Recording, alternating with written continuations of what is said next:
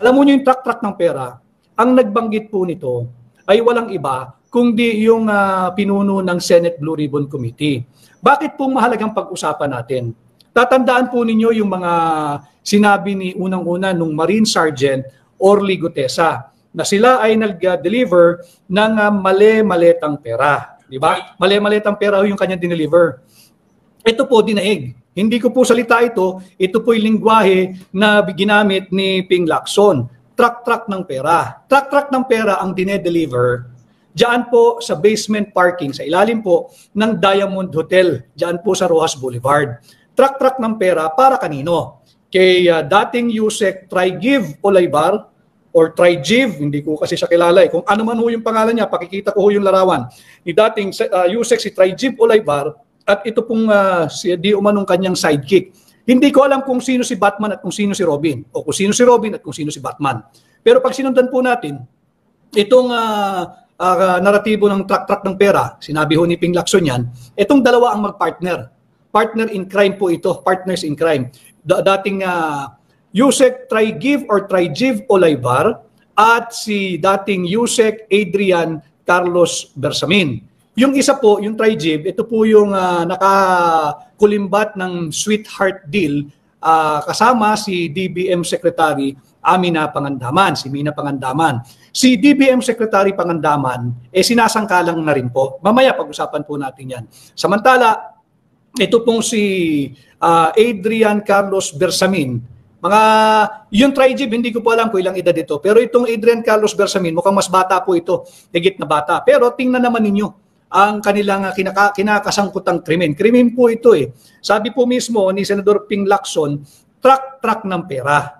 Dito sa dalawa, dito, dinaig po yung mali-malitang pera eh, na una na pong sinabi ni Marine Sergeant Orly Gutesa. Di ba? Paalala ko lang po doon sa kay Marine Sergeant Orly Gutesa, baka ho sakaling makatulong. Yung motto po ng Philippine Marine Corps. Importante po kasi yun eh. Dahil naglalabasan yung mga kung ano-anong balita na may nag-recant, may nagano. Ang motto po ng Philippine Marine Corps ay KKK. Ibig sabihin, karangalan, katungkulan, kabayanihan. Ito po yung motto ng Philippine Marine Corps. Karangalan, dangal, dignidad, respeto sa sarili at respeto sa pamilya at respeto sa kapwa Pilipino. Katungkulan, yung kanila pong naging katungkulan o posisyon sa pamahalaan, kahit ngayon, wala na po siya sa serbisyo, yung once a Marine, forever Marine po yan eh.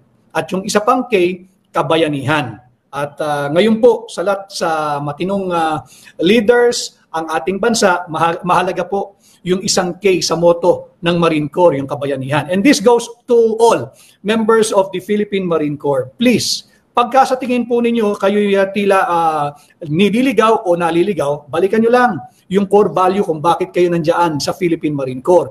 KKK, karangalan, katungkulan, kabayanihan. Sa Ingles, honor, mahalaga po yan. Kasi yung honor, tagus po yan hanggang anak at hanggang sa kaapu-apuhan ninyo.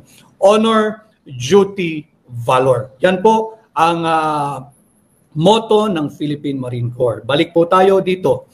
Dinaig po yung mali-malitang transaksyon o pera na para po kay Saldico, yung dating pinuno po ng chairman ng appropriations. By the way, may linabas na naman kaninang napakalaking implikasyon nun, yung video niya. Tapos, yung dinaig din po yung mali-malitang inihahatid kay dating Speaker Martin Romualdez. Ito pong dalawa, si Trigiv at si Yusek Adrian Bersamin, truck po. Ngayon, kung talagang gusto nating magkaroon ng isang patas na investigation at mapanagot ang mga nagnakaw sa pera nating Pilipino, ito simpleng investigation eh. Ipatawag mo yung head ng security ng Diamond Hotel. Paanong nakalabas-masok yung truck ng pera sa Diamond Hotel? Hindi po pipitsuging hotel yung Diamond Hotel. Marami po mga opisyal ng ating pamahalaan ang dyan nagmi-meeting, dyan po nagfa-function, dyan po kumakain. Marami po At sikat din po yan sa mga turista, maging international man or domestic. So, ipatawag yung chief security. Dapat matagal nang sinecure yung video po, yung security video ng Diamond Hotel para makita yung labas-masok po ng truck ng pera that is intended to try give Olaybar at Yusek Adrian Bersamin. Mahalaga po ito. Bakit? Bilyong-bilyong piso po pinag-uusapan natin dito. At nakakaawa, ipakita ko rin po, yung mga maliliit na kawani ng DPWH, sila po yung pinag-aaresto Ito po, ito'y nagsisirculate po ito sa social media, lumabas din po ito sa pahayagan, and to be fair to them, they are presumed innocent until proven guilty. But look at what they did. May mga pamilya din po ito. At ako ay nakikisimpatya sa kanila. I don't think these lowly bureaucrats, hindi naman lowly minamaliit natin doon po sa baitang ng posisyonan sa gobyerno, ito po'y mabababang nakapwesto sa pamahalaan. I don't think they've authored.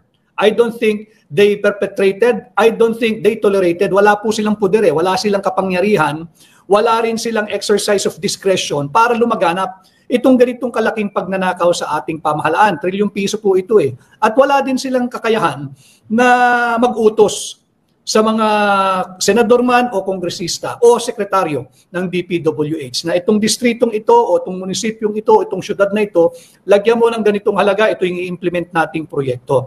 Kawawa po sila Samantala, yung tumanggap ng truck na pera, ipakita po natin muli yung dalawang, yung Batman and Robin, ito po walang ginagawang aksyon ang pamahalaan. Kwento lang na tila they have misrepresented and used the name of the office of the President or President Bongbong Marcos at na hoodwink, na 11, nabudol po daw nila tila si Mina Pangandaman. Bandang uli, ang maiipit po dyan, yung dating DBM Secretary Mina Pangandaman. Hindi po pwedeng mabudol yun. Matalas po yun, marunong po yun sa trabaho And to be fair to the lady, matalino po yun, may galing po yun. Maganda po yung aral nun. But kung paano napalawak yung ganitong kalawak na korupsyon, kasi nga hindi ba yung 2.85 billion sweetheart deal sa pagitan ni dating DBM Secretary Mina Pangandaman na ngayon ay sinasangkalan na rin, at nitong Try-Give Olaybar ng dating DepEd Yusek. Imaginin mo, Yusek ka ng DepEd, nakikialam ka sa DPWH. Kanya nga nakakontrata po, naka-corner po sila ng sweetheart deal. Meron palang wingman ito. Hindi natin ngayon alam kung sinong wingman sa dalawa. Si Try-Give ba ang wingman ni Adrian Bersamin o si Adrian Bersamin wingman niya itong Yusek ng DepEd? No? So, dapat imbestigahan. Ang dali po niyan Kung na-identify na armored vehicle, yung naghahatid ng pera, truck ng pera sa Diamond Hotel, pinangalanan po yung hotel, Diamond Hotel. Sigurado, meron ding tatak kung anong kumpanya yung naghatid ng pera sa Diamond Hotel, yung truck ng pera. Ipatawag yung chief security ng Diamond Hotel, ipasecure dapat yung CCTV ng Diamond Hotel, ipatawag yung kumpanya ng armored service or yung armored van service at imbestigahan. Saan ninyo kinuha yung pera? I'm sure may pinagmulan yan. Sa land bank magaling yan. Kasi kung pera ng gobyerno, land bank lang bubulwak yan. Land bank ang pagkukuhaan ng pera niyan. Maliban na lamang kung ito ay dumaan na sa isang kontratista. Yung kontratista, maaari niyang gamitin yung kanyang personal bank depository. Not necessarily land bank. Pag na-issue na siya ng bayad, pwede niyang gamitin yung kanyang personal account at doon niya naman ilabas yung pera para lang po magkaroon ng layering. Madali po yan. Bakit? Dahil obligasyon ng mga nagpapalabas ng ganitong mga naratibo sa ating mga Pilipino. Malapit na naman po ang Biyernes, huling araw ng buwan ng Nobyembre at karamihan ay sasahod tuwing katapusan. Hindi niyo pa nahahawakan yung inyong pinaghirapan sa loob ng kinsenas, bawas na po yung inyong buwis. Papayag ba kayo na itong dalawang kulukoy lang ang ang itinuturong nagnanakaw ng ating pera? Na tila sila yung mastermind. Hindi po pwedeng yan ang mastermind. Imposible pong mastermind dyan. Ito po ay ang nagpahayag po nito, para lang po kumpleto tayo inilabas po ito sa news portal ng INQ or Inquirer.net. Ipapakita rin po natin. At ang source po nila ay si Senador Ping Lacson. Yung sa Inquirer.net, pakiilabas lang natin yung isang photo natin. Yan po, makikita ninyo, ito po ay Inquirer.net. Yung sabi ni Ping Lacson, yung dalawa nakakuha ng kickback from insertions na inilahad ni Zaldico. Pupunta po tayo kay Zaldico. Alam ko maraming mainit sa kwentuhang yan. Yung linahad ni Zaldico kanina tungkol naman sa 50 billion pesos na insertion ni Sandro Marcos, yung congressman ng Ilocos Norte. Pag-usapan din po natin yan. Dito muna tayo para ma-establish natin yung kwento ng truck ng pera. Hindi na po biro to, daig nito si Martin Romualdez at si Zaldico eh. Truck ng pera. Ano na po ito? Sophisticated thievery na po ito. High-tech na po itong dalawa. Gumagamit na po ng armored vehicle. Yung ninakaw nila, ayaw nilang mahipo ng iba, ayaw nilang mabawasan kahit isang piraso ng 1,000 piso. Ganyang kaswapang yang mga yan. Pero kagaya ho ng pinakita kong larawan kanina, ito po itong dalawa mga mid-level po ito. Mga mid-level. Yung naunahong pinakita ko, kaya po demoralize hindi lamang po ang mga empleyado ng DPWH. Para lang po alam ng ating ng kasalukuyang administrasyon, you are creating so much animosity within your administration. Bakit? Nagagalit na at low moral na yung mga nagtatrabaho ng matino sa gobyerno. Napakabilis ninyong magpapakulong, magpapaaresto ng mga lowly employees. Again, no, I don't mean disrespect. Lowly in terms of rank po. Yung mga empleyado ng DPWH, hindi kayang mag-author niyan o mag-akda ng ganitong katinding web of corruption coupled with web of lies. Kawawa po iyan. So naging small time, itong si Martin at si Saldi, kung yung susundan natin, itong ibinalita ng Inquirer.net, truck ng pera. No? So dito, talagang dapat imbestigahan yung Diamond Hotel, ipatawag yung chief security, ipatawag yung nagbabantay doon sa CCTV, at sino pa yung mga kasama nitong Trajib Olaybar at Adrian Bersamin. Bakit ang drop-off point ng pera ay Diamond Hotel? Anong significance ng Diamond Hotel? Si Adrian Bersamin ba lumakad ng solo? Alam ba ito ng kanyang tiyuhin? O meron ding mga kasabwat na undersecretary or assistant secretary level itong si Adrian Bersamin? Dapat yan, palawakin yung investigation. Huwag natin pag-initan yung mga maliliit na empleyado ng DPWH. I saw one footage, one video in the post of ni Joey Cruz, si Joa De Viv. Meron siyang pinost doon kung paano ready yung bahay ng isang DPW engineer. Overkill po iyon. Ang ibinibintang po ron, bahagi dito sa skema ng korupsyon. Wala pong pinatayon. Nakita nyo naman, nakadraw lahat ng baril ng NBI. That's not the way to serve a warrant. Maglalabas ka lang ho ng armas kung kilala yung tao bilang armed and dangerous. Kung wala naman siyang kasaysayan o history at ikay magse-serve ng warrant of arrest, overkill po iyon. Alam naman natin ang purpose lang po nila ay gumawa ng theatrics or drama at ibigay sa mga manonood nila para sabihin may ginagawang seryoso ang administrasyon ni Bongbong Marcos. Wala naman. Drama po iyon.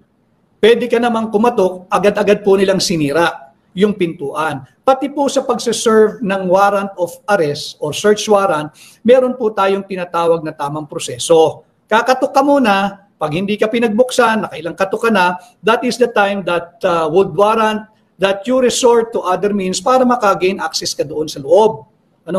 Yung video yung pinakita, talagang sinisira na agad yung pinto. Kawawa po yung mga ordinaryong tao. Ulitin ko alam naman natin pare-pareho kung sinong dapat ninyong tinutugis. Huwag na kayong magpagamit. Kung mali ang iniutos, huwag kayong sumunod. Wala namang masama na hindi kayo susunod sa maling utos. Ngayon, kung kayo naman nais magpabibo, huwag naman yung mabigat na kamay ng batas ang gagamitin ninyo dahil hindi naman po kinakailangan. So dito sa truck ng pera, nabanggit po kanina ni Zaldico sa kanyang bagong video na may 50 billion na insertion. Yung Ilocos Norte, hindi ko lang alam kung ano po ang kanyang distrito yung congressman ng Ilocos Norte na si Sandro Marcos, 50 billion. Binanggit siya ni Zaldico.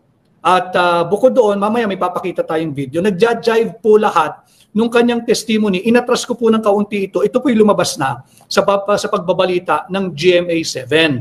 Pinakita na po ito ng GMA7, may full report po sila rito. So, yung kaninang isiniwalat ni dating Congressman Saldico. Ulitin ko si Saldico hindi po santo yun. As chairman ng appropriations, inaamin naman niya, isa siya sa mga gumawa ng ganitong katinding korupsyon dahil inutusan siya. Meron siya kanina, mahalaga po yung sinabi niya. February 2025 or February 25, 2025. Paki-correct nyo na lang po. February, sandali, tama po yun. Si Atruel Lotero 6211, puro dilis, sap-sap lang huli. Mga balyena pating nakatakas. Yun nga ang kaya po demoralize ang mga empleyado ng ating pamahalaan, hindi lang DPWH. Sapagkat nakikita natin, sila'y sinasangkalan, parang si Mina Pangandaman, parang yung dating executive secretary din na si former Chief Justice Lucas Bersamin, nasasangkalan. Ngayon, iipitin nila yung Trigib Olaybar at yung Adrian Bersamin. Kung kayo inutusan lang din, siguro natukso lang din sila, wala Open season ng pagdamba ng pera Baka natukso, dumiskarte, at dung kanilang diniskarte, linalaglag na rin sila. Same story with Saldico. Saldico, ibinato sa ilalim ng bus at nagsalita. Itong dalawa, itong Trigib at Adrian Bersamin, lalo na Adrian, bata pa ito, pero boundary na ito. Kung gusto mong salbahin yung inyong dangal, siguro magsalita ka na rin ng iyong nalalaman. So sumulat ayon sa video ni Saldico, meron siyang personal na sulat, confidential letter, papunta kay Bongbong Marcos noong February of this year. At doon niya, ilinahad niya kung bakit ganoon yung management niya bilang chairman ng appropriations, bakit ganoon yung distribution ng pondo, bakit yung mga insertion. At nagkita rin sila, detalyado po yun isang February 2025, isang March 2025. Meron pong petsa, March 2025. Alam ko pong alam nyo na ito, para lang po nasa tamang konteksto. Ang kanilang pinagtagpuan ay yung 1201 Aguado Street. Tapat po ito ng Gate 4 ng Malacanang. No? Mabigat yung binitawang pahayag. Tila kinote niya si Bongbong Marcos. Ang sabi daw sa kanya, "Huwag mo akong pigilan sa mga insertion ko." Mabigat po yun. Mabigat po yun. Huwag mo akong pigilan sa mga insertion ko. Ito po yung pinakamabigat. Huwag ka na makialam sa budget. Alam mo ninyo, yung laging binabida nung una na wala raw pakialam ang executive sa pagdating sa paghulma at pagpanday ng ating tao ng budget. Tama po yun kasi yung power of the purse, nagmumula po yan. Hindi nga po sa Senado kundi sa mababang kapulungan. Pero kung sabihan ka, as per the narrative of Saldico, huwag ka na makialam sa budget. Yun daw ang galit na pahayag na ginawa sa kanya ni Bongbong Marcos. Yung insertion is yung sinasabi niyang 100 billion pesos insertion.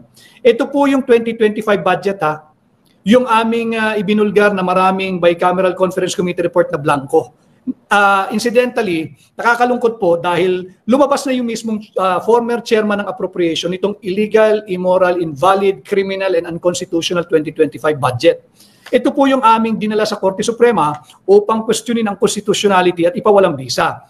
As early as March 4, nung meron pong unang pagdinig, ang ganda na po nung direksyon ni Senior Associate Justice Marvic Leonen. Meron siyang mga sinabi na he wants to know the participation as early as March 4. Tama po yung direksyon ni Senior Associate Justice Marvic Leonen. Anyway, patapos na po yung taon, hindi naman tumakbo na itong kasong ito. Tama po yung direksyon ni Senior Associate Justice Marvic Leonen. Ang sinabi niya noong March 4, 2025, gusto niyang malaman yung partisipasyon ng mga senador at congressmen sa paggamit at pagpapalabas ng unprogrammed appropriation as early as March 4, 2025. He is already pursuing the right track and already intimated and perhaps raised the question that are relevant.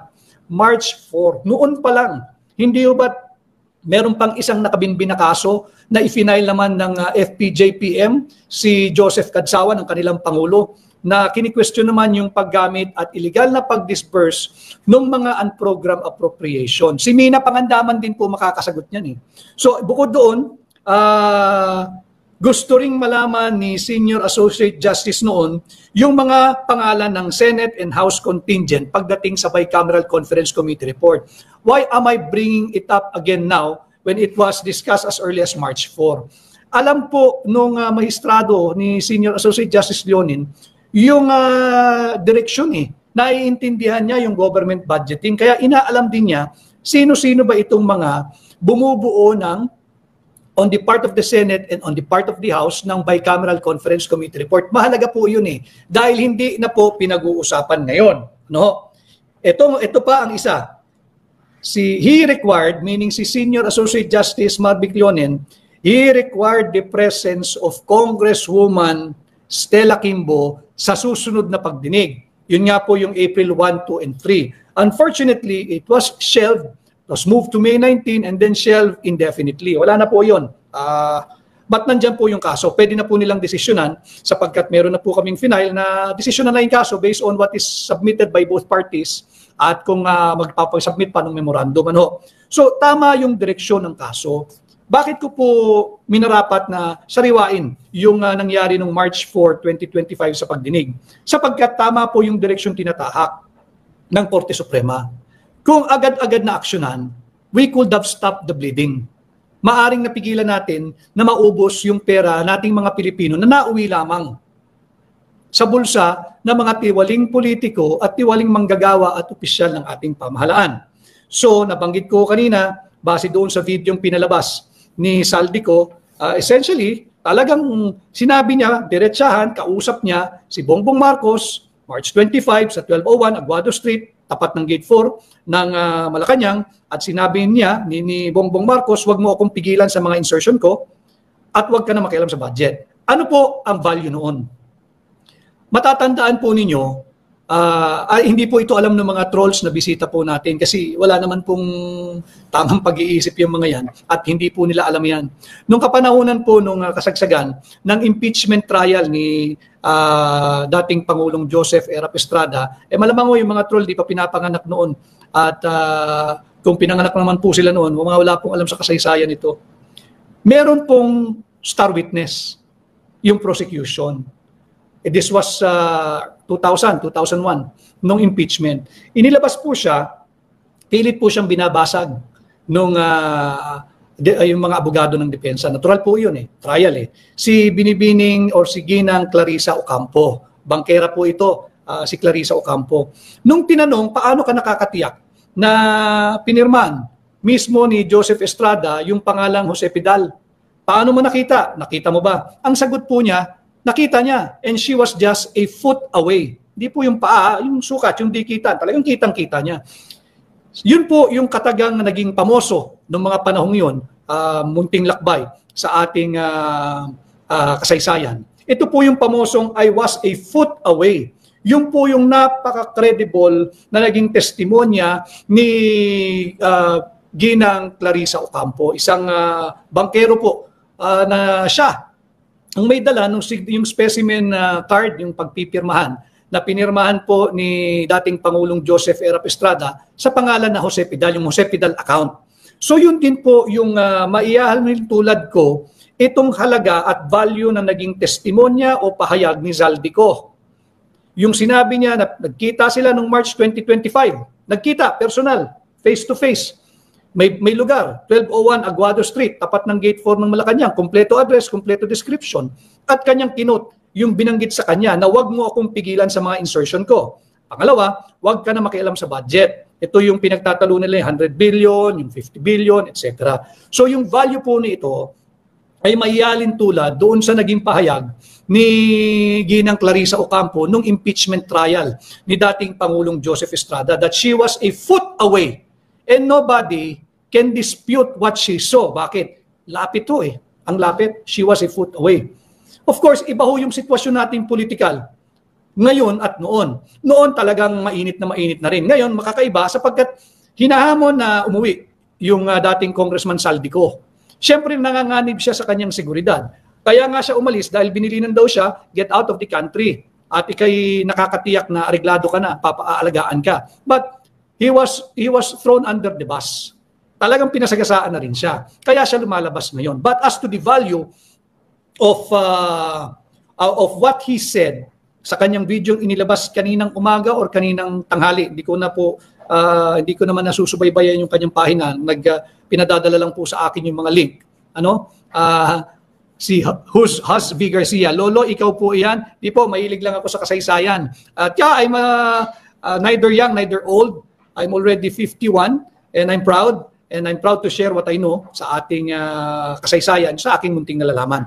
So yun po yung value. Yung value para sa akin bilang abogado, bilang Pilipino, yun yung value nung ginawang kataga ni Saldico kanina sa video niyang pinalabas. Meron pa siyang sinabi na dito raw po sa ginagawang 2026 national budget, meron ding insertion, di pa talaga natigil na 97 billion. Pero tinanggal na doon sa proseso ng Bicameral Conference Committee. Sinama na to doon sa President's budget, doon sa NEP, yung 97 billion. Kasama na siya doon sa National Expenditure Program na sinumiti ng executive sa mababang kapulungan. Tingnan natin, and then again, may mga sigurado, may mga mapanuring matarian, makikita naman dyan at mababantayan. Kaya kung titingnan natin, hindi po natitigil sa 2023, sa 2024 at 2025 ang anomalya sa ating taunang budget. Tila talagang gustong lunurin ang Pilipinas sa tubig baha. Gustong lunurin ang Pilipino sa tubig baha. Ulitin ko si Saldico, guilty rin yan. Ang lumalabas lang ngayon, inamin naman niya Inamin naman niya Siya yung inutusan, siya gumawa nito, inamin naman niya At wala namang maniniwalang hindi siya kumita dyan. Walang maniniwala. At hindi rin natin kalimutan dapat, yung 200 Pilipino na namatay last year, nung binaha, yung Albay, di ba, yung Bicol, 200 ang namatay doon syempre, sa mainstream media, news blackout. Dahil ayaw nila na parang hangin lang yan konting hangin lang, mahapdi sa balat ng administrasyon. Bakit? Guilty totoo So wag din natin kalilimutan yung mga kasalanan ni Saldico. Kumita yan, nagnakaw din yan, hindi malinis yan, hindi santo yan. Usapan lang natin bilang ating pong advokasya, iangat ang antas ng pampublikong diskurso, linalagyan natin ng tamang konteksto yung mga kaganapan. That's why medyo mahaba po yung ating mga tatalakayin ngayong hapon. So meron pang 97 billion insertion sa NEP naman ngayon, itong panukalang budget for 2026. Punta po tayo sa track ng pera. Si Trijib at si Adrian Bersamin ang itinuturo. Pero ako ginagabayan ko kayo, imposibleng ito ang nagmaniobra. Ito, sumausaw na lang ito. Kumurot na lang ito. Nakita nila lahat dumadamba, nakidamba na rin.